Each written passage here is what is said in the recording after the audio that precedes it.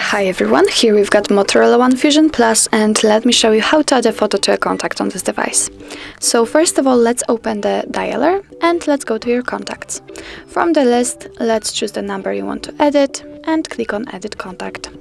Let's tap on this camera icon, and as you can see, you can either take a photo and your device will open the camera app, or simply choose a photo from the gallery. So let me pick choose a photo.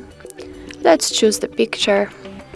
And here from this level you are able to adjust the size of the square, and thanks to this you can decide what you will see after saving the whole contact. What's more, you can also change the angle of the picture if you want. Let's customize it, and if you are happy with the results, click on Done. If you are ready, click on Save. And as you can see, the photo has been immediately applied. Let's get back to your contact list.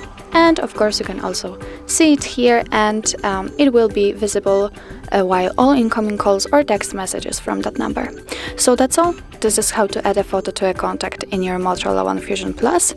Thank you so much for watching. I hope that this video was helpful, and if it was, please hit the subscribe button and leave the thumbs up.